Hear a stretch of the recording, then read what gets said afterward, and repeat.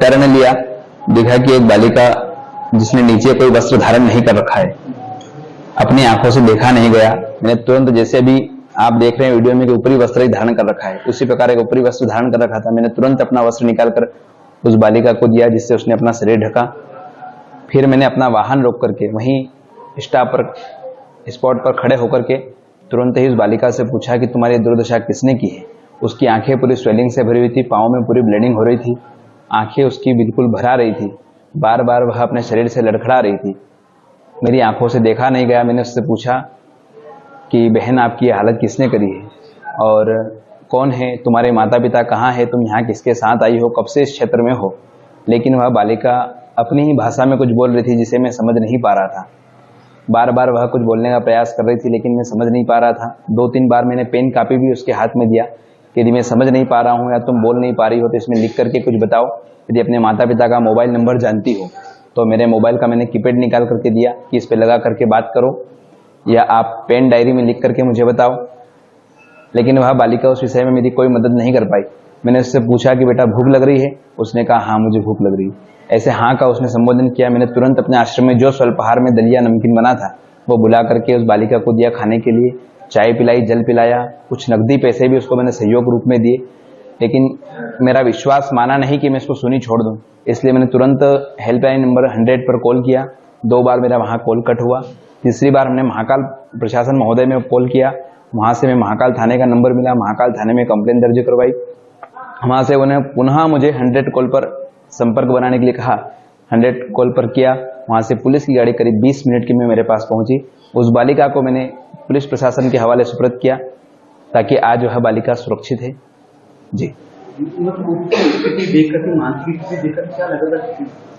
देखिए उसकी स्थिति देख करके क्या लगा था, जो है कि सभी को पता है कि वह बालिका पूर्णतः अत्याचारों के, दुष्टों के अत्याचारों में वह पूर्णतः से घिरी हुई थी।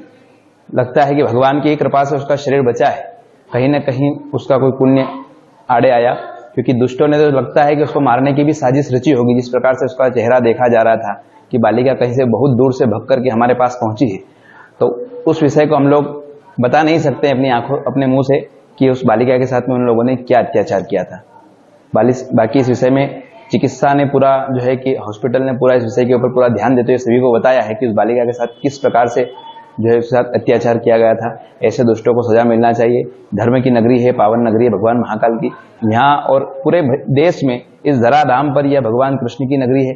यहाँ किसी प्रकार का भी जो है कि ऐसा गलत कार्य करने वालों के लिए हमेशा मृत्युदंड ही तय होना चाहिए, क्योंकि आज पुलिस प्रशासन का भय लगता है लोगों में नहीं है। उसी के कारण तो आए दिन हम ऐसे केसेस देख रहे हैं। कुछ 4 महीने पहले भी हम लोगों ने सुना था और देखा भी था कि 4 साल की बच्ची के साथ भी ऐसा ही जो है कि द्युत कार्य देखने में हम लोगों के आया था।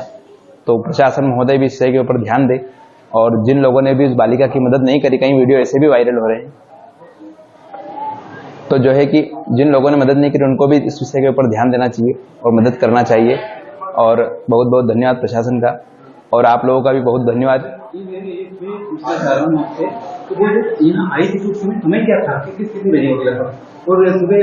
9:26 के समय मैंने उसको देखा था। इस आश्रम का नाम दंडी सेवा आश्रम है। मैं अपने आश्रम से बाहर कहीं जा रहा था इमरजेंसी में, मेरी गेट से 20 फीट की दूरी पर उस बालिका को मैंने उज्जैन की ओर आते हुए देखा।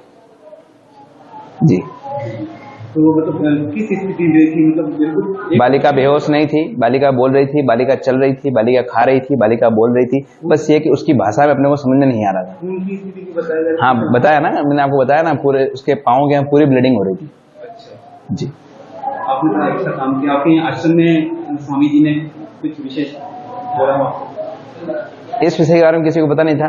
बाकी महाराज जी की दी हुई शिक्षा है, आज हम लोग आज इस कार्य से आज इस जन समाज की सेवा कर रहे हैं। महाराज जी ने भी पूर्णतः अपना सहयोग देकर के उस बालिका को प्रशासन के हवाले करवाया।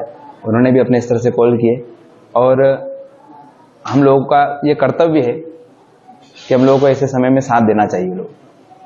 पूरा नाम क्या है? मेरा नाम आचार्य राहुल शर्मा, आचार्य राहुल शर्मा, स्थान दंडी सेवा आश्रम, गुरुकुल शिक्षण संस्थान, बड़नेगर रोड, उज्जैन। ये उज्जैन से कितना दूर है? उज्जैन से 3 किलोमीटर दूरी पर पश्चिम की ओर।